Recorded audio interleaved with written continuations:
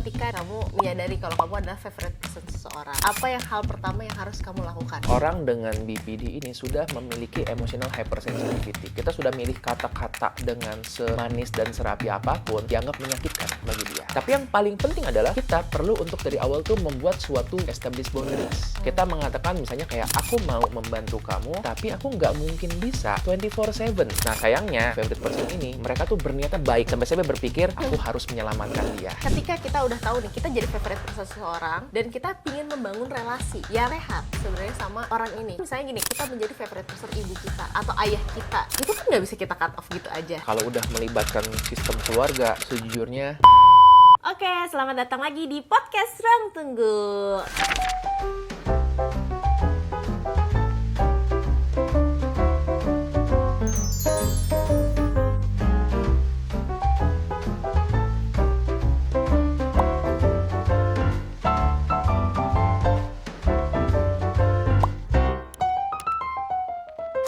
Nah, masih sama host yang sama nih, Sora dan narasumber abadi kita, Andreas.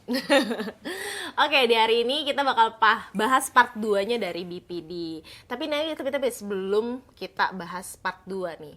Di part 1 kemarin, kalau kalian belum nonton dulu deh mendingan part 1-nya. Aku tuh ada ngebahas nanya tentang kalau di masa lalunya orang BPD itu, yang bikin faktor-faktor jadi BPD itu kayak gimana sih? Tapi aku ngerasa kayaknya aku butuh mendetail deh soal itu gitu. Apa sih exact moment yang bikin seseorang tuh jadi BPD? Oke. Apa yang terjadi di masa lalu seseorang yang membuat orang jadi BPD? Baiklah. Oke. Apabila kamu pernah mengalami hal-hal ini di masa kecil kamu, maka ada risiko kamu akan berkembang jadi seorang dengan BPD.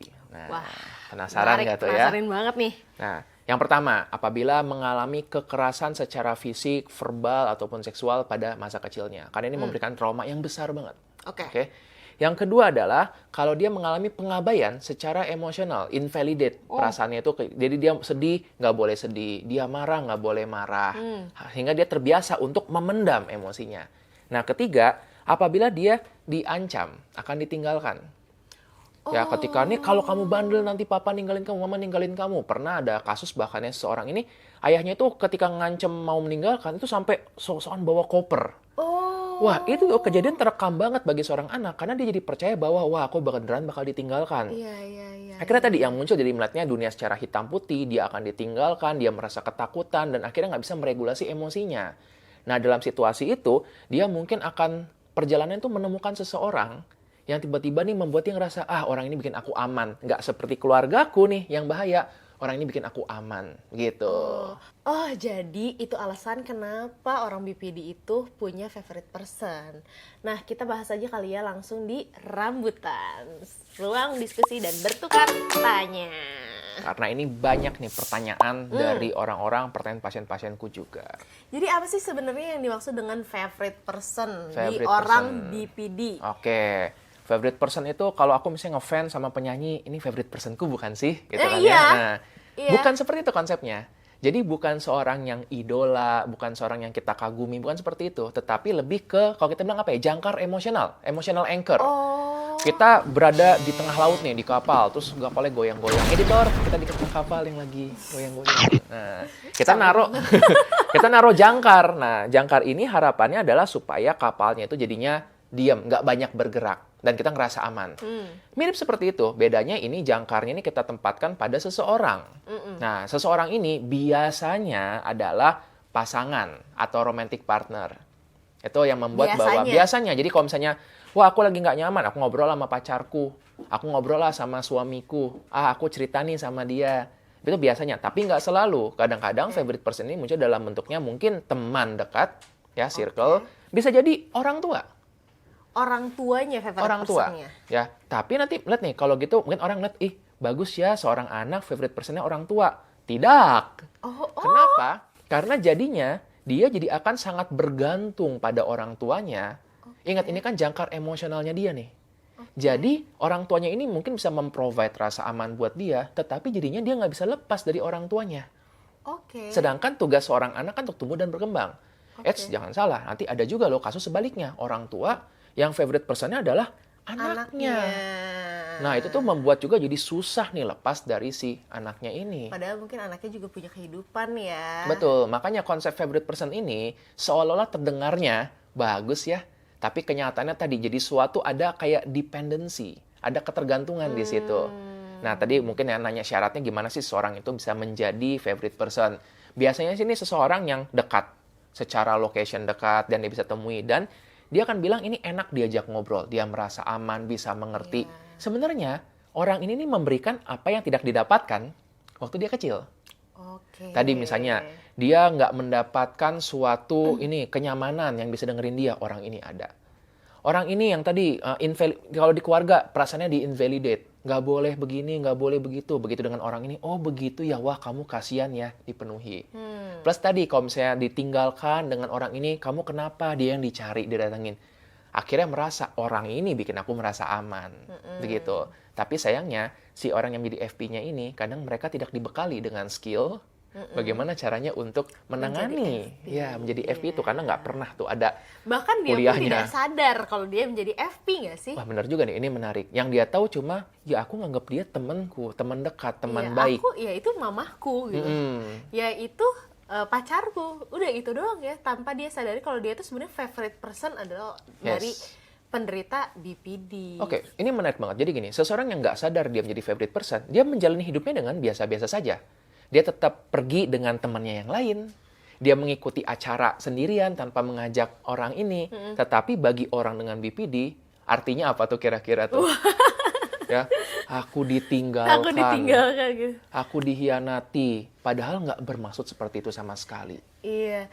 Dan aku jadi ingat satu potongan lirik dari lagu yang saya dengarkan jutaan kali ya di Spotify, yaitu Back Burner dari Nicki. Yaitu I don't like anyone except sometimes you.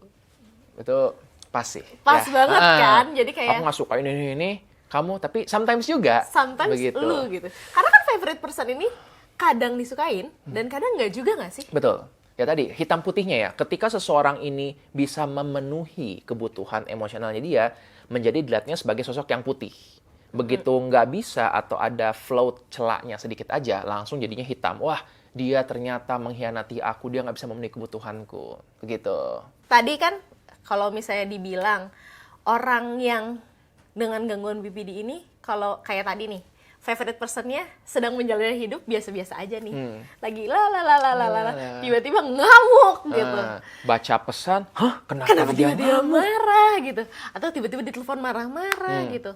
Itu kenapa sih? Apa sih yang terjadi di dia gitu? Kenapa ada perilaku yang tiba-tiba se-ekstrim itu? Padahal mungkin kayak cuman balas pesannya beda dikit, hurufnya kurang satu, atau mungkin kayak nada bicaranya beda dikit, itu kenapa sih gitu? Kadang-kadang nafas aja salah. Waduh. Jadi begini ya, pertama teman-teman tolong banget jangan dianggap orang dengan BPD itu jahat ya, tidak. Kalau disuruh milih, mereka juga milihnya untuk tidak seperti itu. Tetapi seperti yang kita bahas nih di episode sebelumnya, terjadi yang namanya emotional hypersensitivity. Artinya dia menjadi sangat sensitif secara emosional. Bagi kita mungkin, nanti deh balasnya 5 menit lagi aja. Mungkin dirasakannya oleh orang ini seperti dibalasnya 5 jam kemudian. Begitu. Ya, lalu tadi perubahan suara yang mungkin aku cuma, ya udah deh, terdengarnya sebagai, ya udah deh kalau kamu kayak gitu. Jadi terdengar berbeda. Dia pun kalau mau untuk memilih, mendingan milih itu punya telinga yang biasa-biasa aja. Nah, kenapa bisa terjadi kalau secara detailnya lagi ya? Pada orang dengan BPD ini kan memang terjadi perubahan gimana otaknya tumbuh dan berkembang. Iya. Yang cukup jelas itu adalah dia jadi sangat sensitif juga dengan rasa sakit. Sehingga tadi kenaikan nada suara, tidak dibalas itu menimbulkan rasa sakit emosional yang itu juga mengaktifkan bagian otak yang beneran mendeteksi rasa sakit fisik. Makanya mereka merasa sakitnya ini nih beneran berasa, beneran gak enak banget.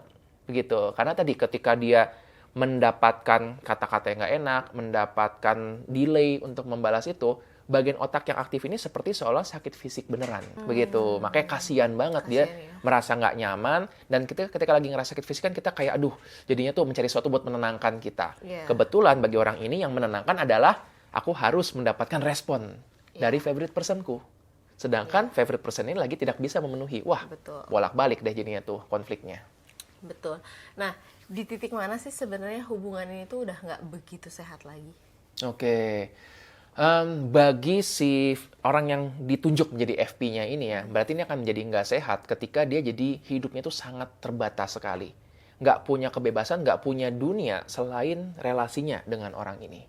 Kembali kan, dia adalah manusia biasa yang mau menjalani hidup dengan biasa.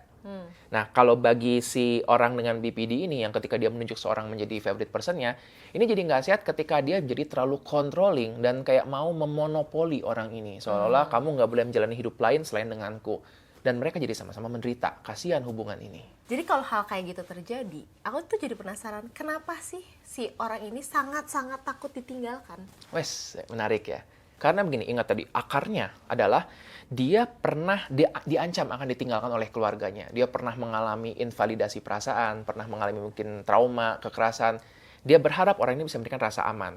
Ketika orang ini ternyata gagal memenuhi itu, langsung teringat lagi dengan masa lalunya.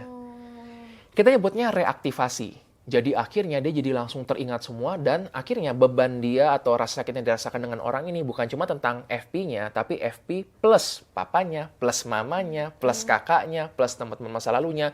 Akhirnya tuh semua ledakan yang nggak bisa disampaikan kepada keluarganya, ditimpuk semuanya ke orang ini.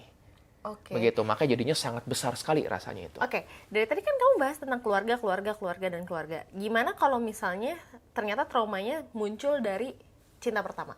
Bisa nggak? Bisa sih sebenarnya. Nanti tapi munculnya mungkin bukan dalam bentuk BPD sih, lebih ke cemas perpisahan, takut ditinggalkan, mungkin lebih ke situ. Akan berbeda ya? Berbeda. Oke. Karena begini, pada BPD itu bukan cuma tentang cinta doang. Tapi semuanya tentang pekerjaan. Dia merasa kayak, udahlah pekerjaanku nggak aman kalau misalnya nggak ada orang ini, gitu. Oke. Hidupku nggak aman. Bahkan ngambil keputusan pun aku nggak bisa kalau nggak ada orang ini.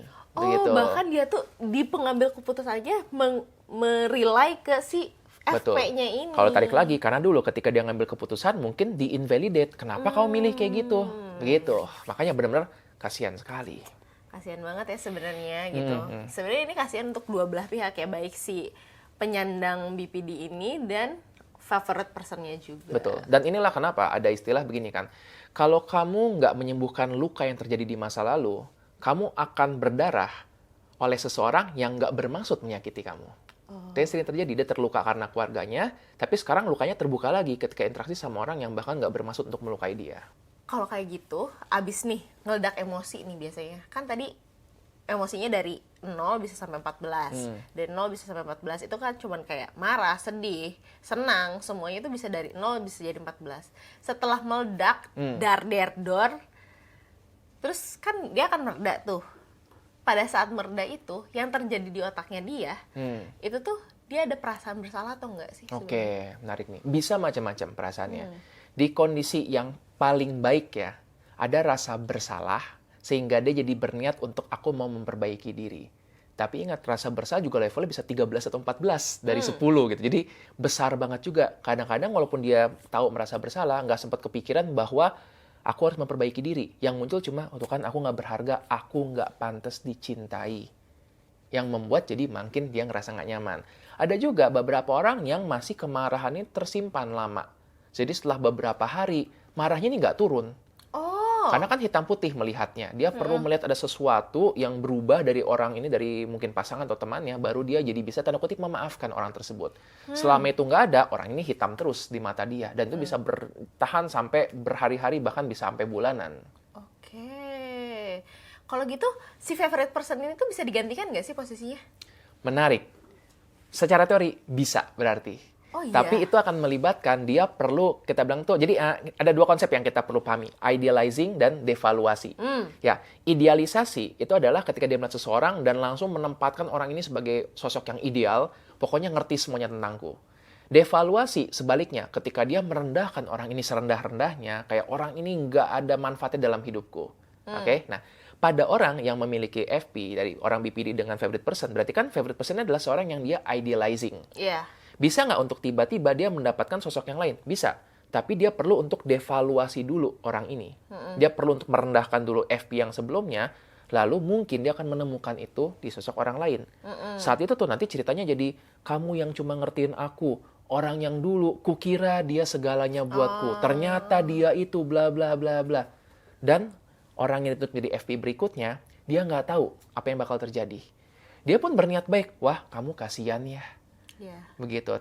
Ternyata dia mungkin akan menjadi terlibat dalam siklus yang sama lagi. Oke. Kalau kayak gitu nih, ketika nih kamu menyadari kalau kamu adalah favorite person seseorang, kamu harus apa sih? Apa yang hal pertama yang harus kamu lakukan gitu? Oke. Ini agak sulit tentunya ya, karena orang dengan BPD ini sudah memiliki emotional hypersensitivity. Kita sudah milih kata-kata dengan semanis dan serapi apapun, tetap mungkin aja menjadi sesuatu yang dianggap menyakitkan bagi dia. Tapi yang paling penting adalah kita perlu untuk dari awal tuh membuat suatu boundaries, establish boundaries. Kita mengatakan misalnya kayak, aku mau membantu kamu, tapi aku nggak mungkin bisa untuk 24/7 bersama dengan kamu. Aku mau untuk bisa mungkin dengarkan cerita kamu, tapi aku juga punya loh, ada hidup yang lain. Nah, kita perlu untuk seperti itu. Nah, sayangnya, lagi-lagi kita perlu ingatkan, kebanyakan orang yang ditunjuk menjadi favorite person ini, mereka tuh berniatnya baik, terlalu baik. Sampai-sampai berpikir, aku harus menyelamatkan dia. Gitu kan? Ada, kita bilang tuh rescue fantasy. Dia pengen menyelamatkan orang tersebut. Begitu. Nah, makanya dia perlu juga untuk sadar bahwa, Yop, ini bukan tugasmu untuk menyembuhkan orang ini. Tugasmu cuma untuk membantu dia mencapai kesembuhan tersebut, untuk menemani dia. Kalau kayak gitu nih, ketika kita udah tahu nih, kita jadi favorite person seseorang, dan kita pingin membangun relasi yang sehat sebenarnya sama orang ini. Karena kan misalnya gini, kalau pasangan ya sebenarnya bisa kita tinggalkan gitu aja. Tapi kalau ketika kita menjadi favorite person ibu kita, atau ayah kita yang dengan BPD, atau kakak kita dengan BPD, itu kan nggak bisa kita cut off gitu aja. Betul. Relasi keluarga gitu kan, tidak bisa kita cut off gitu aja. Itu gimana sih baiknya gitu ketika kita menjadi favorite personnya mereka dan kita mau membangun relasi yang sehat? Oke, kalau udah melibatkan sistem keluarga, Betul. sejujurnya sangat sulit. Oke, dan aku kan biasa mengatakan siapa yang punya power di keluarga tersebut. Seandainya kamu adalah favorite personnya ayahmu dan ayahmu yang membayar semua di rumah, yang nyekolahin kamu dan kamu belum ada kerjaan, mau nggak mau ya kamu harus mengikuti aturan tersebut. Oke, tapi ketika kamu merasa aku sudah punya powerku sendiri nih, udah bisa nih untuk membangun keluarga sendiri, dan kita masih kayak tadi sangat ditarik oleh orang tua misalnya, disitulah kita perlu untuk belajar mulai membuat pemahaman kepada orang tua. Tetapi tugas kita sebatas itu saja. Dia berubah atau enggak, itu di luar dari kendali kita. Dan itulah di situ mungkin nanti bakal masuk family therapy mungkin gitu kan. Nah, maka itu juga suatu teknik khusus tuh untuk bisa kalau family therapist itu bukan mendamaikan ya, tapi menghubungkan kebutuhannya satu orang anggota keluarga dengan yang lainnya. Begitu. Jadi balik lagi ya, tetap butuh professional help. Tetap butuh, karena tadi ini kondisi dengan BPD itu bukan kondisi main-main dan dia nggak bermaksud jahat. Dia bahkan tidak mengetahui kenapa seperti itu, yang dia tahu punya insting, aku mau diriku merasa aman. Begitu. Dan sayangnya dia merasa aman dengan cara mengikat orang-orang di sekelilingnya. Oke, kalau gitu kita langsung aja kali ya masuk ke tips-tips. Gak sabar gak sih untuk makan potongan-potongan semangka kecil? Langsung kali ya masuk ke semangka eksklusif kupas Solusi kehidupan. Mana lemparannya? Solusinya kakak. Oke. Oke, jadi tips nih kalau misalnya untuk favorite person sama orang yang orang dengan BPD, kalau dia udah punya favorite person, baiknya punya favorite personnya lebih dari satu gak sih? Gawat juga ya, kalau dipikir ya. Ya jangkarnya jangan 1, 4 kayak 5 kayak gitu. Tapi kalau dipikir-pikir, itulah yang dilakukan orang-orang pada umumnya. Iya juga ya. Ya kan? Karena secara umumnya kita pun memiliki makanan favorit. Iya juga sih. Makanan favoritku misalnya, aku suka misalnya minuman favorit, aku suka coklat. Oke. Tetapi kalau coklat nggak ada, Lagi sold out, ya udahlah, matcha nggak apa-apa gitu. performatif menu. Atau matcha nggak ada nih, ya udah deh, aku teh manis nggak apa-apa. Jadi Yeah. kita bisa fleksibel sama makanan favorit juga, artis favorit, lagu favorit. Jadi justru memang sebaiknya kita cukup fleksibel. Oke? Bukan hanya satu orang ini saja. Karena tadi ketika orang ini lagi nggak bisa untuk diakses, kita tetap bisa fleksibel. Dan juga, kita kan berasa gini ya, kita tuh memiliki kayak misalnya, aku nih kalau lagi scrolling Reels di Instagram, aku tuh kepikiran, Reels ini cocoknya buat ini nih. Yang ini buat ini sama ini. Yang ini sama ini bisa, tapi yang ini nggak bisa. Nah, artinya kan kita punya koneksi seperti itu. Kita kebayang seseorang ini cocok untuk ngomongin apa dan nggak cocok buat ngomongin apa. Iya. Dalam FB itu seolah satu orang ini akan dapat 270 Reels dari aku. Macem-macem itu, dan tadi mungkin jadinya membuat jadi nggak nyaman. Nah, jadi kalau tanya tentang gimana caranya untuk kita belajar ya membuat boundaries ini, nah ini aku lagi pikiran tentang 3 potong semangka berarti. Untuk membangun relasi yang lebih sehat. Oke. Paling pertama adalah tadi ya tentang kesadaran. Mindful dulu. Dalam artian apa? Kita perlu untuk menyadari, kamu membutuhkan aku. Aku mau membantu kamu, tapi ada batasan tertentu di mana aku bisa ngebantu, dan lebih dari itu tuh aku susah. Nah, itu tadi pertama adalah establish dulu boundaries-nya. Oke. Lalu kedua, kita belajar untuk jadi lebih fleksibel. Kalau orang ini nggak ada, dunia nggak berakhir. Melainkan kalau orang ini nggak ada, aku ngapain ya? Gitu kan? Hobi bisa nggak sih? Bisa. Hobi mungkin, mencoba mungkin menulis, membaca, atau mungkin mulai berinteraksi dengan orang-orang yang lainnya. Begitu. Oke. Nah, lalu ini yang ketiga nih. Ini sebenarnya very, very simple. Tetapi kita mungkin jarang melakukannya. Be your own best friend. Oke? Teman terbaik kita itu harusnya adalah diri kita sendiri. Kalau kamu lagi sedih, kamu belajar menghibur diri sendiri. Kalau kamu lagi sepi, kamu menemani diri sendiri. Kalau lagi bosen juga. Kita bisa untuk aktivitas gitu kan. Sendiri, Nah, jadi kita tetap memperbolehkan bila orang lain akan masuk dalam hidup kita dan menjadi teman baik kita. Tapi jangan sampai kita jadi merasa hanya orang ini yang bisa untuk memenuhi itu. Nah, be your own best friend ini artinya kita kan mengenali juga kebutuhanku apa sih, apa yang aku suka. Dan tadi memang kita merasakan seperti ada kayak hampa ya di dalam diri. Karena kan itu salah satu ciri BPD juga. Betul. Nah, kita berusaha untuk aku mau deh mengisi kehampaan ini. Dan biasanya orang-orang yang dengan BPD akan merasa aku coba, tapi tetap aja kosong. Mungkin memang kita butuh untuk eksperimen dengan berbagai cara. Atau mungkin memang tidak ada satu hal yang mengisi kekosongan tersebut tiba-tiba jadi utuh. Mungkin kita keisi terus nanti dia akan turun lagi. Jadi diisi secara konstan. Begitu. Juga. Dengan demikian. Dan perlahan nggak sih?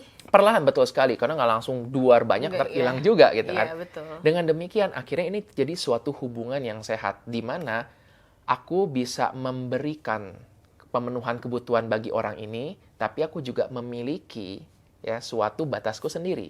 Bagi orang dengan BPD, aku merasa aman bahwa ada orang yang bisa memenuhi kebutuhanku, tapi aku juga belajar untuk memenuhinya sendiri. Disitulah hobi, apa yang disukai itu jadi sangat-sangat penting. Begitu. Oh, menarik. Nah, kalau kayak gitu saran deh untuk favorite person orang-orang BPD ini. Terutama yang mungkin sekarang nih lagi galau. Menjaga boundariesnya seperti apa gitu. Nggak bisa di cut off, tapi sayang juga gitu. Tapi pingin menjalin relasi yang lebih sehat. Oke. Kalau ini satu potong aja deh. Boleh. Buat orang-orang yang menjadi favorite person. Orang yang kamu jaga itu memang penting, tapi kamu juga orang yang penting. Kadang kita lupa, kita jadi terlalu ngorbanin diri kita sendiri. Ibaratnya gini ya, dalam konsep people pleaser tuh, jangan bakar diri sendiri untuk bikin orang lain jadi hangat. Oke? People pleaser menarik juga ya kita bahas juga ya. Menarik juga ya kan? Kita bahas ya. Karena banyak juga tuh. Jadi bayangin kalau misalnya seseorang yang BPD menemukan favorite personnya adalah seorang people pleaser. Wah, kombinasinya tuh pol banget ya. Gitu. Nah, buat teman-teman juga mungkin yang tertarik ya untuk bahasan lebih lanjut lagi, kita pernah bahas tentang attachment ya. Oh iya, benar, kita pernah bahas tentang attachment style di episode berapa ya itu ya? Udah agak lama, itu satu yang cukup populer juga. Boleh. Karena nyambung juga nih kan, berarti seseorang dengan BPD itu mungkin tadi dia sangat attached dengan seseorang gitu. Bedanya favorite person ini mungkin bukan orang yang avoid. Dia justru bisa memfasilitasi itu. Cuma di tahap tertentu, aduh jadinya kayaknya capek juga gitu. Ya. Oke, kalau kayak gitu sekian kali ya podcast Ruang Tunggu kali ini yang udah bahas tentang BPD, favorite personnya dia. Betul. Sebenarnya BPD ini masih banyak banget bahasannya, cuma kita belum kebayang aja mau bahas apa. Siapa tahu teman-teman ada ide ya. Dan kalau kalian mau kita bahas tentang apa tadi people pleaser, boleh dong komen di bawah. Dan kalau kalian udah ngomen, jangan lupa dong diklik tombol subscribe-nya itu di atas tuh. tinggal dari komen, tinggal di ke atasnya dikit. Nah, diklik tuh tombol subscribe-nya. Sebelah tombol subscribe ada tombol lambang bel kecil. Itu dinyalain tuh notification-nya. Jadi kalau kita upload video baru, yang dimana sekarang kita upload seminggu 2 kali, di hari Minggu dan di hari Rabu, itu kalian langsung dapat notifications-nya. Dan jangan lupa di follow juga Instagram Pot Ruang Tunggu di @pot_ruangtunggu dan Instagram aku di @littlesora. Dan aku @dr.andreamon. Oke, kalau kayak gitu, selamat nunggu ruang tunggu berikutnya. Dan ingat, di setiap perhentian pasti ada ceritanya. Uhuy, dadah.